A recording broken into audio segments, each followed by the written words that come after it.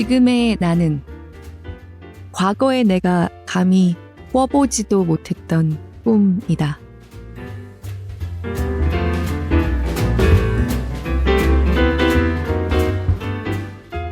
골라듣는 뉴스룸에서 함께 책 읽는 시간 북적북적입니다. 안녕하세요. 저는 권애리 기자입니다.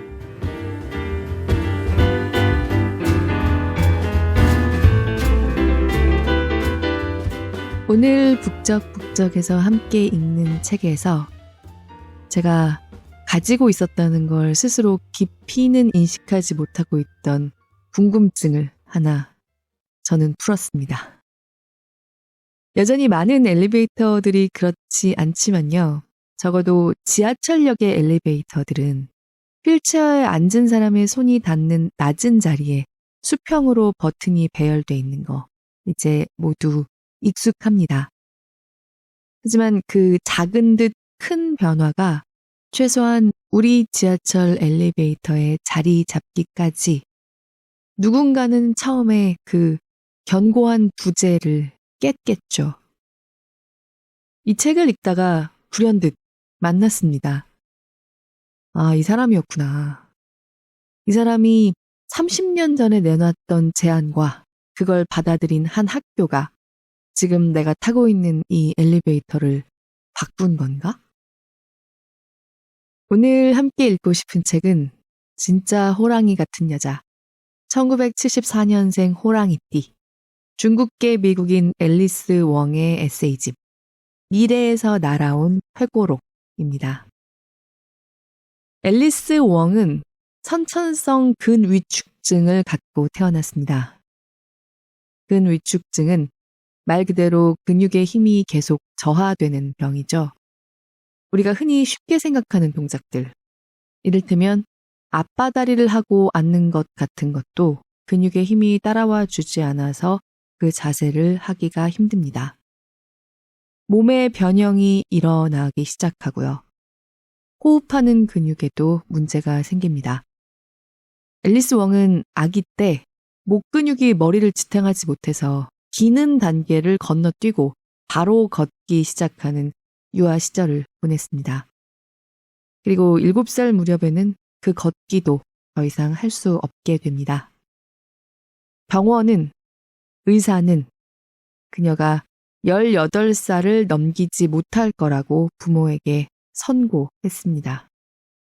많은 선천성 근위축증 환자들이 그랬겠죠. 하지만 74년생 호랑이띠 앨리스 웡은 이제 50세입니다. 그리고 그 누구보다도 많은 일들을 해냈고 생각해냈고 꿈꿔왔습니다. 지금도 마찬가지입니다. 앨리스 웡의 어린 시절에는 미국의 장애인권 관련 제도나 인식도 지금 같은 수준은 아니었습니다. 그리고 미국 역시 여전히 갈 길이 멀죠. 어쨌든 30년 전에 앨리스가 캘리포니아 주립대 샌프란시스코 캠퍼스로 입학해서 학교 당국자들과 함께 앨리스 한 명을 위해서 캠퍼스의 시설들을 개선하기 시작할 때까지 그 캠퍼스에 휠체어를 탄 사람의 손도 엘리베이터 버튼에 닿을 수 있어야 한다는 생각을 해낼 수 있었던 사람은 없었습니다. 앨리스가 혹시 그런 패널을 붙일 수 있느냐 묻고 왜 안 되지? 하면 되지. 학교가 그걸 개선하고 그리고 아마도 그 뒤로 이런 식의 패널이 확산되면서 지금 우리가 한국에서 타고 있는 엘리베이터들까지 그 변화가 건너온 게 아닌가 합니다. 엘리베이터 버튼 수평 패널이 낮은 곳에 위치한 엘리베이터 버튼 수평 패널이 그냥 전부인 엘리베이터를 저는 최근에 타기 시작했습니다. 제 아이가 다니고 있는 어린이집의 엘리베이터입니다. 이 어린이집에 다니는 모든 아이들에게는 성인의 키높이에 맞춘 수직 패널이 맞지 않고요. 그러니까 이번엔 이것도 당연한 듯이 엘리베이터에 수평 패널만 붙어 있습니다. 제 아이에게나 그냥 아래로 손을 뻗어서 버튼을 누르면 되는 성인인 제게나 흔치 않은 수평 패널만 붙어있는 이 엘리베이터가 불편한 점은 하나도 없습니다. 그러니까 문득 또 깨닫게 됐어요. 그냥 당연한 거라고 생각했는데 처음 엘리베이터라는 물건이 만들어질 때 붙이기 시작한 높이 달린 수직 패널은 상당히 좁은 사고의 산물이었구나. 키가 웬만큼 되는 성인들에게만 맞춰져 있을 뿐이지 아이들도 장애인들도 배제합니다. 층수가 올라갈수록 버튼이 올라가게 만들어서 수직 패널. 이런 식의 디자인만 생각했던 산물이겠죠. 앨리스 웡과 같은 사람들이 사실 본인의 삶뿐만 아니라 우리 삶의 지평도 넓혀준 겁니다. 더 넓어질 수 있는지 몰랐던 지평을 서로 넓혀주는 거죠. 이 책이 참 신기한 점이요. 왕성하게 장애인 인권 운동을 해온 활동가로서 앨리스 웡 자신이 얼마나 공격적이고 얼마나 타협하지 않고 온갖 층위에서 다양한 역할들을 활발하게 해왔는지에 대한 이야기들로 가득 차 있습니다. 자신이 진행하는 또는 다른 사람들이 진행하는 팟캐스트나 인터뷰에 참여해서의 대화록들도 그렇고 자기 표현 맞다나 화가 난 또는 이제는 화는 그렇게 많이 안 내지만 그래도 할 말은 다 하는 아시아 여성의 위세를 단 한순간도 내려놓는 지점이 없습니다. 그런데 장애인 운동가로서의 성과 또는 좌절을 이야기할 때나 부모님과 중국식 납작만두를 빚던 그리운 어린 시절 추억을 이야기할 때나 그 모든 이야기들이 그저 앨리스의 삶 이야기로 술술 읽힙니다. 사실 생각해보면 그게 당연한 건데 말이에요. 여기서부터는 활동 얘기고 연설이고 저기서부터 할머니 이야기구나. 이렇게 나눠지지 않습니다. 그리운 할머니 이야기를 할 때나 사회복지를 줄여나가는 걸 자랑스럽게 생각하는 사람들에 대한 분노를 표출할 때나 모두 50평생 호랑이와 같은 기세로 살아온 호감 가는 여자, 호감형 앨리스 웡의 이야기입니다. 좀 쿨하고 신랄한데 약간 요새 말로 겉바속촉 언니? 이런 캐릭터 있잖아요. 아, 이 언니 좀 멋있는데 친하게 지내고 싶은걸? 그런 사람이 건네는 이야기를 들어보시고 싶다면 그리고 그 이야기를 들으면서 내 지평을 조금 더 넓히고 싶다면 이 주말에 딱 어울리는 책입니다. 혹시 나중에 서점에 들르셔서 책을 선택하지 않으시더라도 표지를 한번 찾아봐 주셨으면 좋겠어요. 저자 앨리스 웡은 이제 늘 산소호흡기를 달지 않고는 생활하지 못합니다. 이 책의 리뷰를 쓴 사람 중에 한국인 활동가 박김영희 장애인 차별금지 추진연대 상임 대표는요. 나도 앨리스 웡처럼 코끼리처럼 긴 코를 가졌다. 코끼리의 코 같은 호흡기를 달아야 한다고 쓰고 있습니다. 코끼리의 긴 코 같다. 사실 호흡기를 단 사람을 보고 그런 생각을 해본 적이 없었는데 다시 보니까 과연 그렇게 보이기도 했습니다. 저는 코끼리를 참 좋아하거든요.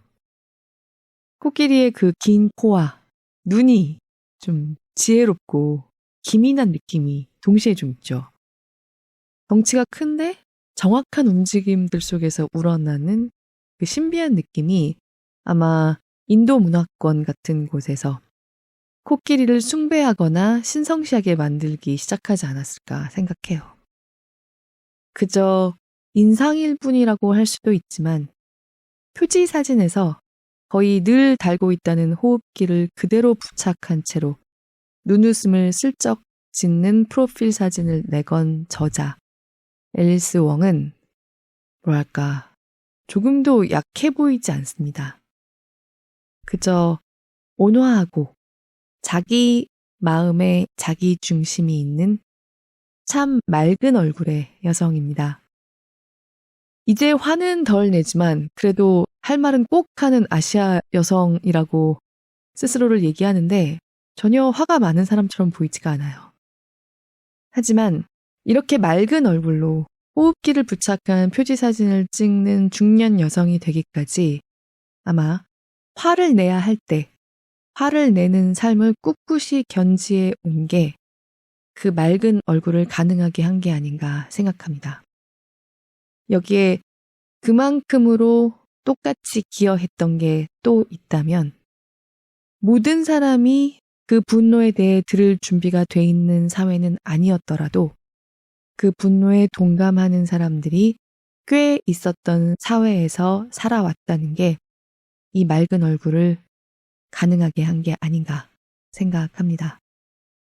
앨리스가 이렇게 다른 사람들의 인생에 여러 가지 멋진 영향을 끼쳐올 수 있었던 건 그 모든 국면에서 그가 속한 사회에 다른 멋진 사람들이 있었기 때문이라는 걸 새삼 느끼게 하는 책입니다. 미국이니까 또는 미국이 우리보다 이래서 낫지 그런 얘기를 하고 싶지는 않습니다. 그냥 이 모든 것들은 바로 여기, 지금에서부터 시작될 수 있는 무언가라고 생각합니다. 그리고 이미 우리나라의 많은 장애인 활동가 분들이나 멋진 사람들도 그야말로 한참 먼 길을 걸어왔습니다. 굳이 미국 이야기까지 하지 않아도 이미 우리 안에 많은 이야기들이 있죠. 저는 이 책에서 W. 카마우 벨이라는 흑인 코미디언의 팟캐스트에 초대 손님으로 출연한 앨리스 웡의 인터뷰력이 참 재밌었습니다. 궁금하신 분들은 한번 책을 찾아서 읽어봐 주시면 좋겠는데요. 앨리스 입장에서 이 코미디언이 하는 이야기 중에 조금씩 핀트가 맞지 않는 점들이 있습니다. 그때마다 앨리스 웡이 하나도 그냥 넘어가지는 않고 슬쩍 자기 입장에서 맞지 않는 점들을 고쳐서 얘기해줘요. 네, 카마우 벨은 그때마다 미묘하게 민망해 하기도 하지만 그 점을 또 솔직하게 드러내면서 유머러스하게 이야기를 이어나가고요. 자신의 입장에서 이야기를 하는 것도 멈추지 않습니다. 내 입장에서 모르는 게 있을 때 우리도 이런 자세로 서로 대화할 수 있지 않을까. 민망할까봐 모르는 것들이 많고 귀 닫고 눈 닫은 것들이 많은 채로 계속 살아가기보다 이렇게 서로 일깨워지면서 함께 가는 게 출발점이 아닐까. 그런 생각도 해봤습니다. 여기 또 하나 직접 읽어봐 주셨으면 하는 재미있는 이야기가 있는 대목은 스타벅스의 종이 빨대 앨리스 웡이 분노하는 대목입니다. 스타벅스의 종이 빨대가 엘리베이터의 수직 패널 같은 거더라고요. 환경을 생각한다는 대의로 성급하게 도입을 결정하기 전에 당연히 장애인 이용자들을 포함한 의사결정 과정을 먼저 도입시켜 놓을 순 없었을까. 어쩌면 환경을 생각한다는 사람들의 목소리는 담고 다른 여러 목소리들을 담지 않았던 그 의사결정에 이미 편협이 먼저 깃들어 있었던 걸지도 모른다. 역시 이 책을 직접 펴들어 보시면 왜 그런지 아시게 될 거예요. 분량이 꽤 되는 책이지만 생각보다 굉장히 빠르게 술술 읽힙니다. 저는 20페이지 안에서 발췌 낭독만 할 수 있어서요. 도입부와 맺은말 부분을 조금씩 읽겠습니다. 낭독을 허락한 출판사 5월의 봄에 감사드립니다. 뜨겁고 습한 이 여름, 호감형의 호랑이 타입 앨리스 웡을 북적북적과 함께 만나봐 주시면 정말 기쁘겠습니다. 들어주시는 모든 분들 늘 깊이 감사드립니다.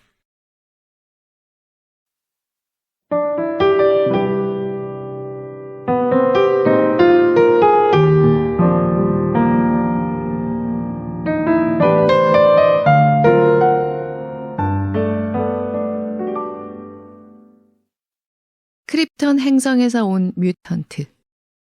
1974년 크립턴 행성에서 온 한 아기가 인디애나주 인디애나폴리스 교회에 당도했다. 여자 아기였고 중국계 이민자인 엄마 웡씨와 아빠 웡씨 부부의 소생처럼 보였다. 그런데 무언가가 좀 달랐다. 지구 중력의 힘 때문에 아기는 고개를 잘 들지 못했다. 그래서 네 발로 길 수 없었던 아기는 앉아있는 단계에서 기는 단계 없이 걷는 단계로 직행했다. 어리둥절해진 엄마 웡씨와 아빠 웡씨는 아기를 데리고 병원에 갔고 아기가 크립턴 행성에서 온 뮤턴트라는 놀라운 사실을 알게 되었다. 이것은 그의 기원설화다. 아기 외계인은 노멀들의 방식을 빠르게 습득했다.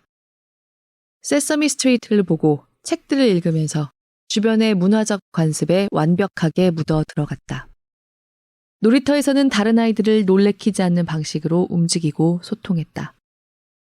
툭하면 성가시게 찔러보는 어른들에게 어떻게 말해야 하는지도 터득했다.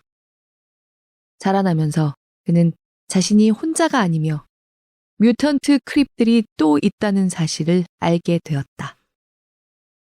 통과 의례의 나이가 되었을 때 앨리스, 그의 지구 이름이다. 는 자신의 정체성을 기꺼이 받아들였고 동료 크립들과의 커뮤니티에서 힘과 역량을 발견했다. 당국은 그들을 면밀하게 조사하고 비정상이라는 딱지를 붙였지만 앨리스와 크립턴의 형제 자매들은 타자로 존재한다는 이유로 차별과 억압에 시달리면서도 뮤턴트와 비뮤턴트 모두를 위한 사회 정의와 평등을 위해 계속 싸워 나갔다. 이것은 내가 여기저기서 따다 만든 SF 덕후의 매시업 전기다. 하지만 내용은 모두 사실이다. 나는 1974년에 홍콩에서 온 이민자 가정에서 태어났고 크립이다. 내가 아시아계 이민자 장애 여성으로서의 정체성을 갖추어가는 데는 SF 소설과 만화에서 얻은 지식이 크게 기여했다. SF의 모든 것에 대한 나의 사랑이 나의 정체성에 강력한 영향을 미쳤다는 말만으로는 표현하기 부족할 정도다. 내게 뮤턴트 유전자가 있는 것도 사실이다. 나는 선천성 근위축증을 가지고 대부분의 아기들과 다르게 태어났다. 나는 약함, 선천성, 결함, 병리, 비정상 같은 단어들과 늘 결부되어 살았다. 그것이 나의 인간성을 어떻게 해치고 공격하는지 그때는 미처 깨닫지 못했다. 나는 책을 읽고 글을 쓰고 TV를 아주 많이 보면서 나의 상상 속으로 들어갈 수 있었고 그런 단어들은 차차 힘과 저항의 원천으로 바뀌었다. 나는 7, 8살쯤부터 걷지 못했다. 그 때문에 내가 도저히 따라갈 수 없는 활동들을 하는 대부분의 아이들과 분리되었다. TV와 도서관이 내 은신처가 되었다. 아침 7시에 방영되는 만화 슈퍼 프렌즈를 보려고 토요일 아침마다 식구 중에 내가 제일 먼저 일어났던 것이 선명하게 기억난다. 내가 가장 좋아하는 만화였고 만화에서 아시아인 캐릭터를 본 게 그때가 처음이었지 싶다. 홍콩 푸이는 치지 않기로 한다. 상반신은 사람이고 하반신은 회오리인 모습으로 하늘을 날아다니는 사무라이가 그 캐릭터였다. 초능력을 특별한 능력으로 인식한 것도 이때가 처음이었던 것 같다. 슈퍼 프렌즈에 나오는 친구들은 다른 이들에게 가치를 인정받으면서도 완전히 이해받지는 못하는 독특한 소수자 집단이었다. 초등학교 때는 매들린 랭글의 시간의 주름을 읽고 홀딱 반했다. 정신이 깨이는 느낌이었다. 수많은 책을 더 읽은 뒤에 옥타비아 이 버틀러를 발견했고 정말로 정신이 깨이게 홀딱 반했다. 버틀러의 3부작 SF 소설 릴리스의 아이들에서 오한 칼리족은 믿을 수 없을 정도로 통찰력 있고 감수성 풍부한 외계 종족인데 그들은 인간이 차이와 다름을 왜 두려워하는지 이해하지 못한다. 그들에게 유전적 변이는 부정적인 것이 아니라 긍정적인 것이다. 나는 슈퍼 프렌즈를 보았을 때처럼 스타트랙, 넥스트 제너레이션, 스타트랙, 딥 스페이스 나인, 그리고 물론 엑스맨 같은 SF 시리즈물을 보면서도 깊은 친밀감을 느꼈다. 이 중 가장 강력한 뮤턴트를 꼽으라면 프로페서 X로 불리는 찰스 프랜시스 자비에르일 것이다. 1992년에 엑스맨 TV 시리즈를 처음 보기 시작했을 때부터 나는 휠체어를 타고 다니는 그에게 열광했다. 그는 이렇게 말하는 것 같았다. 제길 어디 깔보기만 해봐. 뮤턴트 혐오적인 네 심장을 날려버릴 테니. 사실 이건 프로페서 X의 태도라기보다는 매그니토의 태도에 더 가깝다. 프로페서 X는 늘 침착하고 평정심을 잃지 않는다. 그는 존경심을 자아내는 인물이고 아무도 그의 능력을 의심하지 않는다. 엑스맨 세계의 주제와 캐릭터는 LGBTQ+, 이민자, 장애인 등 현실 세계의 아주 많은 소수자 집단과 공명한다. 엑스맨 이야기는 주류 사회로의 동화, 정체성, 도덕성, 군사주의, 다양성에 대해 수많은 복잡한 질문들을 던진다. 대중문화에서 자신의 모습을 발견할 수 있다는 것에는 놀라울 만큼 자신을 긍정하게 해주는 힘이 있다. SF 소설과 판타지 소설, 그리고 만화의 세계에서 우리는 자신과 비슷한 캐릭터에도, 자신과 다른 캐릭터에도, 또는 자신이 되고 싶은 캐릭터에도 동일시를 할 수 있다. 프로페서 X는 내가 동일시하는 캐릭터이자 내가 되고 싶어하는 캐릭터다. 내 기질로 말하자면 매그니토와 더 가깝긴 하지만. 책, 영화, TV 프로그램에 대한 덕후 문화는 나를 채워주었고 아마도 배아로 발생했을 때부터 존재했을 내 장애를 바라보는 나 자신의 방식을 바꾸어 주었다. 주류 사회에서 밀려나고 조롱받고 무시당하고 같이 절하되는 사람들이 덕후가 아니면 누가 덕후이랴. 차이를 환영하고 공동체를 추구하고 권력이 없는 자들을 지원하는 사람들이 덕후가 아니면 누가 덕후이랴. 하루는 쉬는 시간에 나도 반 친구들이 있는 곳에 가서 끼려고 검은 아스팔트 위로 진출하는 모험을 했다. 그런데 3명의 키 큰 여자아이들이 다가왔다. 파이퍼, 피비, 페이지라고 부르기로 하자. 파이퍼가 이 트리오의 우두머리였고 큰 키에 걸맞은 풍성한 곱슬머리를 하고 있었다. 그 아이들은 자신의 영역인 아스팔트에 갑자기 나타난 내 모습에 호기심을 보였다. 이리 찔러보고 저리 집적대더니 쾅! 파이퍼가 끈적끈적하고 뜨거운 아스팔트 위로 나를 밀쳐 넘어뜨렸고 나는 넘어지면서 발을 다쳤다. 그날 저녁 늦게 선생님께서 집으로 전화를 걸어 누가 밀쳤냐고 물으셨고 나는 아무 생각 없이 파이퍼라고 대답했다. 파이퍼는 이 일로 교장실에 불려갔다. 내게 좋은 징조가 아니었다. 이듬해인 3학년 때 운동장에서 퍼지는 입소문에 파이퍼가 나를 손보려 한다는 이야기가 돌았다. 그런 일이 또 일어나지는 않았지만 이 기억은 찢어서 새긴 상처처럼 내 마음에 여전히 남아있다. 장애 때문에 폭력에 맞닥뜨린 경험 중 하나였기 때문이다. 선생님들은 내 장애를 알고 있었지만 1980년대에는 합리적 편의 제공이라는 개념이 부모님께도 선생님들께도 잘 알려진 개념이 아니었고 내게는 더욱 그랬다. 2학년 때 어느 날 우리 반 학생들이 줄을 서서 도서관으로 가는데 나만 뒤처졌다. 도저히 따라갈 수가 없었고 그날 반납해야 할 책까지 들고 가느라 낑낑댔다. 발을 질질 끌고 걸으면서 3권의 무거운 책을 놓치지 않으려고 안간힘을 썼지만 내 팔에 힘이 빠졌고 책이 떨어져 바닥에 나뒹굴었다.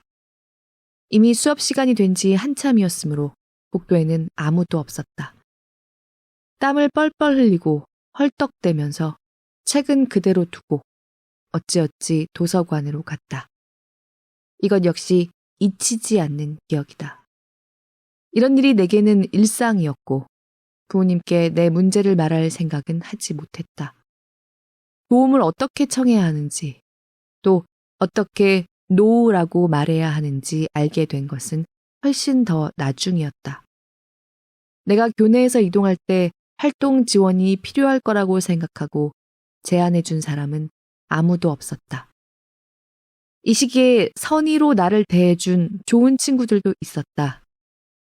그들은 나더러 한 발짝만, 몇 발짝만 더 걸어보라고 독려하곤 했다. 걷기 연습이 근육을 강화해 주리라는 생각에서였다. 물리치료사도 걷는 것을 강조했고 두 발로 걷는 이동 방식을 최대한 오래 유지할 필요가 있다고 말했다. 더 열심히 시도하려 하지 않으면 포기했다는 의미로 받아들여졌다. 징징대는 애, 나 나쁜 환자라는 꼬리표가 붙을까봐 나는 하라는 모든 것을 다 시도했다. 대부분의 사람들은 신체의 이동 능력을 가능한 한 오래 유지하는 것이 중요하다고 생각할 것이다. 하지만 두 발로 걷는 이동 방식을 유지하느라 내가 치러야 하는 대가는 너무 힘들고 지치고 고통스러웠고 나는 분노가 치밀었다. 아무도 내게 그 대가를 치르고 싶은지 묻지 않았다. 내 몸은 점점 더 약해져서 도움 없이 서 있거나 걸을 수 없게 되었다. 물리치료사는 보행보조기를 마련해주면서 학교 안에서 돌아다닐 때 그걸 사용하라고 했다. 바퀴 달린 알루미늄 프레임을 붙들고 빌어먹을 한 걸음씩을 힘겹게 뗄 때면 다리 근육이 안간힘을 쓰느라 부들부들 떨렸다. 나는 보행보조기를 잡고 프랑켄슈타인의 괴물처럼 걸었다. 어기적 어기적. 어디서 끼끼끼 소리가 나네? 앨리스 온다. 나는 성인이 된 내가 당시의 부모님과 의사에게 이렇게 말했으면 좋았겠다고 생각한다. 여러분, 나는 존나 지쳤어요. 제발요, 좀. 여러분 모두에게 웃음과 기쁨을 주려고 나는 최선을 다했다고요. 이 망할 걷기는 더 계속할 가치가 없어요. 사진 속에 내가 불만투성이의 비참한 얼굴을 하고 있는 건 이상한 일이 아니다. 7살 무렵에 내 몸은 격렬히 저항하면서 이렇게 말하고 있었다. 자, 이제 그만. 나는 완전히 지쳐 떨어졌고 휴식이 필요하다고. 걷는 건 너무 1981년식이야. 나는 보행보조기를 졸업하고 수동 휠체어로 넘어갔다. 휠체어가 있으니 집 안팎을 돌아다니기 좋았다. 하지만 당시 대부분의 농가 스타일 주택이 그랬듯이 우리 집은 현관에 계단이 있었다. 그리고 내가 손으로 휠체어를 밀 만큼의 상체 힘이 없다는 것이 곧 분명해졌다. 얼마 후 나는 처음으로 전동 휠체어를 갖게 되었다. 구름이 갈라지고 서광이 비치면서 장애가 있는 천사들이 노래를 했고 나는 마땅한 나의 자리인 전동 왕좌에 올랐다. 완전한 해방이었다. 편안한 자세로 있을 수 있었고 더 중요하게는 내가 직접 통제할 수 있었다. 돌아다니기 위해 부모님이나 다른 사람들의 도움을 받지 않아도 되었다. 조이스틱만 조종하면 위험할 만큼 빠른 속도로 돌아다닐 수 있었다. 처음으로 움직임을 통해 나 자신을 표현할 수 있었다. 대부분의 비장애인은 휠체어를 사용하게 된 게 이렇게 기쁠 일인가 경악스러울 것이다. 하지만 내게는 휠체어 사용자가 된 것이 자율적인 인간이 밟아가는 자연스러운 발달 과정의 일부였다. 신체가 달라지면서 나는 물리적 환경과 사회적 환경에 계속해서 적응하며 조정해 가야 했고 환경도 계속해서 나에게 맞게 조정되어야 했다. 부모님은 임시로 나무 경사로를 만들어 내가 집 안팎을 휠체어로 왔다 갔다 할 수 있게 해주셨다.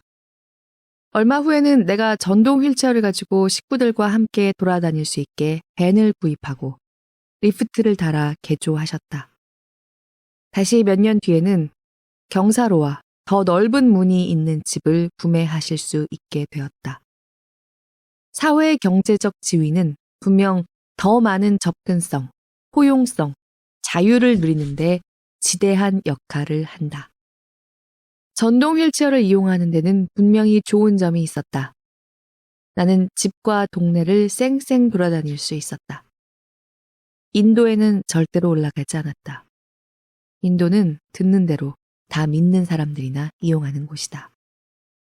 그런데 이 새로운 이동 방식은 이동의 자유를 가져다 주긴 했지만 동시에 새로운 어려움도 불러왔다.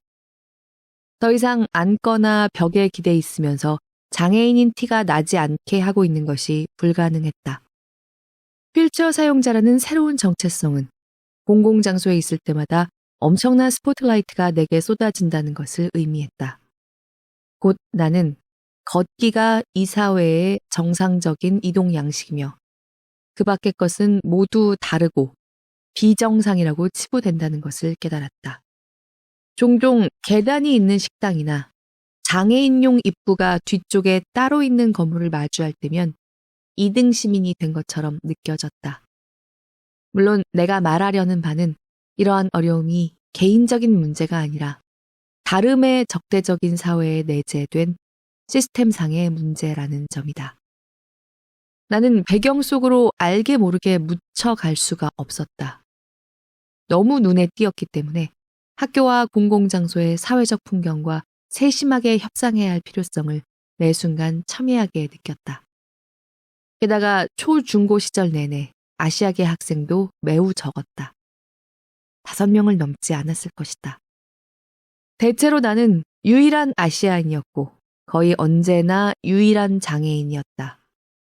늘 나는 유일하거나 거의 유일한 무언가였다. 초등학교 때 나는 특수학교가 아니라 일반 공립학교를 다녔는데 우리 학교에서 유일한 휠체어 사용자였다.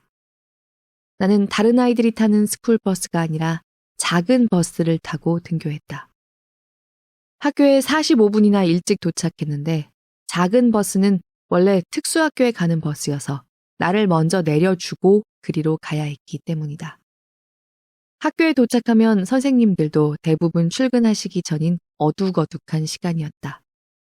어떤 날은 학교 식당에 쥐처럼 조용히 앉아 해가 뜨기를 기다렸다. 그렇게 한참을 기다리고 있으면 친구들이 일반 크기의 노란 스쿨버스를 타고 학교에 들어왔다. 어떤 날은 한밤중에 도둑고양이처럼 이른 시간에 슬그머니 교실에 들어갔다. 때로는 같은 반 친구의 책상 안을 몰래 보기도 했다. 네네, 잘못인 줄 아는데요. 나는 죽도록 심심했다고요. 내 생각에 많은 장애인들이 질병, 장애, 접근 불가능한 환경 등에서 오는 어려움은 다를 수 있다고 말할 것 같다. 우리, 장애인에게 정작 화나고 당황스러운 것은 다른 이들이 우리에게 보이는 반응과 태도다. 공공장소에 있을 때면 흔히 듣는 종류의 말이 있고 흔히 겪는 기묘한 응시가 있으며 자기들끼리 귓속말을 하는 것도 흔히 당하는 경우다.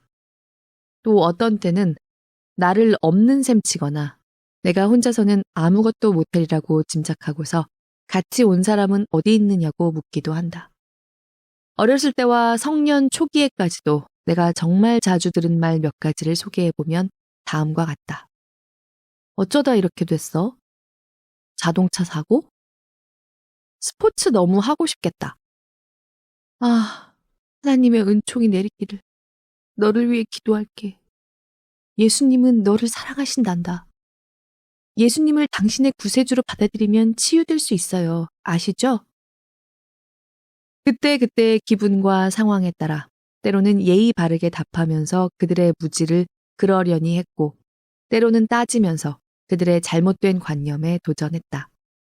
내가 반박하면 사람들은 놀라거나 어안이 벙벙해하기도 했다. 그런 말에 반론이 제기되는 것은 있을 수 없는 일이라는 듯이 말이다. 그럴 때면 피가 거꾸로 솟았다. 신앙과 장애라는 주제와 관련해서 가장 당황스러웠던 경험은 엄마와 엄마 친구분들과 함께 복음주의 부흥회에 갔을 때였다. 엄마에게 교회 공동체는 삶을 지탱해주고 소속감을 주는 원천이었다. 부흥회에 가자는 의사결정에 나는 실질적으로 관여한 바가 없다. 8살인가 9살인가 밖에 안 됐을 때였거니와 풍선껌 한 통이면 쉽게 넘어갔기 때문이다. 체리맛 버블 냠냠 풍선껌이었고 한 조각이 아니라 한 통을 통째로 받았다. 게다가 동생들한테 나눠주지 않아도 되었다. 득점. 사람들이 끝없이 노래를 하면서 몸을 흔들었고 설교도 쉬지 않고 이어졌다.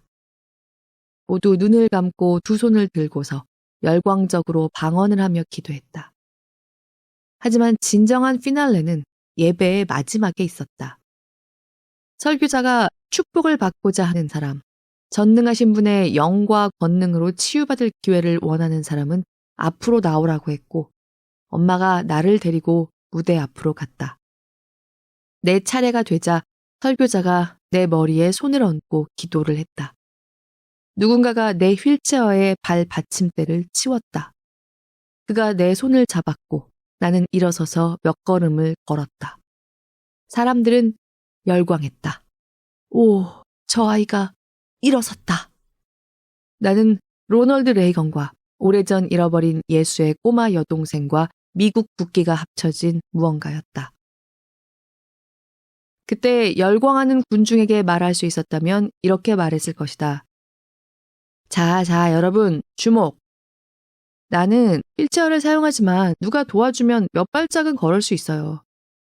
휠체어를 사용한다고 해서 마비 상태라는 이야기가 아니라고요. 여러분이 본 건 기적이 아니에요. 자, 쇼는 끝났어요. 나는 기적을 믿은 적이 없다. 적어도 내 병을 치료하거나 낫게 하는 것과 관련해서는 그렇다. 진짜 열심히 노력하고 나아질 거라고 믿는 경험을 짧게 해본 바로는 그런 것들은 내 신체에서 아무것도 달라지게 하지 않았다. 그날 일이 나를 분노하게 했다고까지는 말할 수 없지만 전체적으로 그 스펙터클은 몹시 당황스러웠다. 내 생각에 일부 아시아계 공동체 사이에서 겉으로 이야기되지 않는 전제 중에는 장애인을 배제하고 장애를 부끄러워하는 문화적 경향이 있는 것 같다. 인디애나폴리스의 작은 중국인 교회 공동체에서 어떤 사람들은 우리 부모님에게 왜 식구들이 밖에 나올 때 나를 데리고 나오느냐고 묻기도 했다. 한 번은 중국에서 온 어떤 아주머니가 일요일 예배가 끝나고 내게 이렇게 말했다. 네가 얼마나 복받은 건 줄 아니? 내가 미국에 살고 있고 휠체어가 있으며 지원해주는 가족이 있다는 의미에서 한 말이었을 것이다. 하지만 왠지 모르게 나는 그 말이 몹시 거슬렸다. 지금 생각해보면 나 같은 사람은 단지 존재하도록 허용된 데 대해 마땅히 감사해야 한다고 여기는 가정이 화가 났던 것 같다. 헐. 엄마, 아빠, 낙태하지 않아주셔서 감사합니다. 특히 제가 얼마나 부담이 될지 아시면서도 저를 안 버리셨다면 더더욱요. 이러란 말인가? 하지만 다른 한편으로 나는 많은 중국계 가정이 장애가 있는 식구를 헌신적으로 돌보고 지원하는 것도 보았다. 우리 부모님과 내 동생들은 절대로 나를 부끄러워하지 않았고 우리 집의 모든 대소사에 언제나 나도 가능한 한 최대치로 함께했다. 내게 정치적 의식화의 주요 전환점은 카멜 고등학교 2학년 때 왔다. 나는 선택 과목으로 드라마 1을 들었다. 이듬해 드라마 2를 들으려면 일정 수준 이상의 학점으로 드라마 1을 통과해야 했다. 나는 B를 받았고 당연히 드라마 2를 신청할 생각이었다. 그런데 생활지도 선생님에게 그렇게 말했더니 다소 당황스러워 하시면서 드라마 선생님에게 가서 이야기해 보라고 하셨다. 그래서 그 수업을 맡으신 튜더 선생님에게 갔는데 튜더 선생님은 내가 드라마 2를 들을 수 없다고 하셨다. 드라마 2에는 신체 활동이 필요한 수행 과제가 있기 때문이라는 것이었다. 그 신체 활동은 판토마임이었고 학생들은 신체 움직임과 동작으로 이야기를 상세히 표현해야 했다. 나는 장애를 가진 상태로 판토마임을 하면 왜 안 되느냐고 질문했다. 가령 앉아서 식사를 하는 것을 표현하는 판토마임을 할 수도 있지 않은가. 하지만 선생님은 충분히 신체적이지 않아서 안 된다고 하셨다. 합리적 편의 제공이라는 개념은 튜더 선생님에게 존재하지 않았고 생활지도 선생님에게도 마찬가지였다. 나는 내 권리를 지키기 위해 항변해 보려 했지만 실패했다. 모욕적이었다. 이것은 순전한 차별이었다. 튜더 선생님은 내가 나를 보는 것과 다른 방식으로 나를 보고 있었다. 나는 나를 무한한 가능성을 가진 사람으로 보았는데 선생님은 내게서 단지 신체의 기능적인 제약만을 보셨다. 미몽이 와장창 깨졌고 선생님의 대응에 너무나 실망했다. 교육자는 학생을 독려하고 학생의 권익을 옹호하는 존재일 것이라고 늘 생각하고 있었기 때문이다. 이것은 내가 고등학교 때 경험한 노골적인 차별 사례들 중 하나다. 이 차별의 즉각적인 결과 중 하나는 같이 수업을 들었던 드라마 덕후 친구들과 함께 진급하지 못해 사회적 거리가 생긴 것이었다. 드라마 동아리 활동은 계속했지만 수업을 듣는 것과는 같지 않았다. 나는 내가 더 세게 싸우지 않은 것이, 학교 당국에 문제 제기하지 않은 것이 후회스럽다. 이 의미심장한 경험을 하고 나서 다시는 누구도 나에게 이렇게 하게 두지 않겠다고 다짐했다. 10대의 불안과 고뇌로 가득 차서 나는 방해 없이 편하게 있을 수 있는 은신처를 찾았다. 점심시간이면 아이들이 많은 곳을 피하기 위해 학교 도서관에 갔다. 도서관에 있으면서 캘리포니아주 버클리라고 하는 장애문화의 중심지에 대해 알게 되었다. 자립생활운동이라는 것에 대해 읽으니 눈이 번쩍 뜨였다. 다른 세상을 본 것 같았다. 나는 장애 또한 나의 사회적, 정치적, 문화적 정체성의 일부라는 것을 깨달았다. 내가 중국계 이민자라는 사실과 여성이라는 사실이 그렇듯이 말이다. 나의 위치는 이와 같은 더 큰 맥락 안에 존재하는 것이었고 이것을 깨닫고 나니 내 경험과 감정을 이해하는 데 도움이 되었다. 나는 1992년에 대학에 들어갔고 장애학과 장애사회학을 발견했다. 나는 장애를 체계적으로 고찰한 역사학자, 철학자, 사회학자, 또 여타 저술가들에게 동료의식을 느꼈다. 폴 롱몰, 어빙 케이 졸라, 수전 웬델 등이 이런 면에서 처음으로 내 정신에 신선한 충격을 준 분들이다. 그들은 내 일상에 영향을 미치는 사회적 과정과 긴장을 반추해 볼 수 있는 개념 체계를 제공해 주었다. 이들 중에 나처럼 장애인인 사람도 있다는 사실이 내게 한층 더 용기를 주었다. 내 야망이 실현 가능성 있는 야망이라는 것을 알게 해주었기 때문이다. 어른이 된 나는 어린 시절에 내가 제대로 파악하지도 못했고 뚜렷이 표현하지도 못했던 분노와 좌절의 길을 잡아서 그것이 장애 경험에 대한 글쓰기와 연구 쪽을 향해 가도록 했다. 이렇게 해서 나는 장애학 연구와 장애 운동의 세계에서 긴 여정을 밟기 시작했다.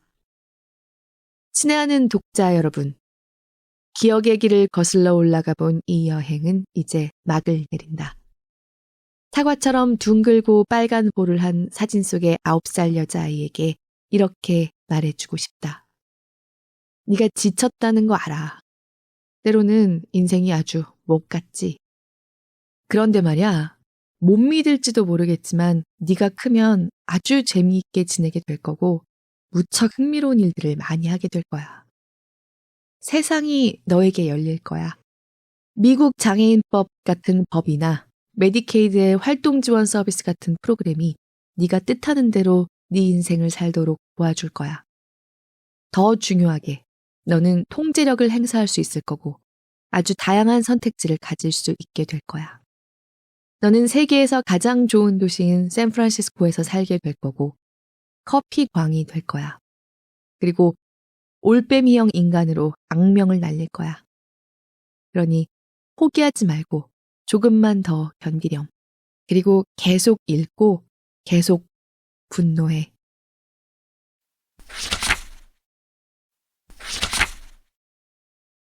지금의 나는 과거의 내가 감히 꿔보지도 못했던 꿈이다.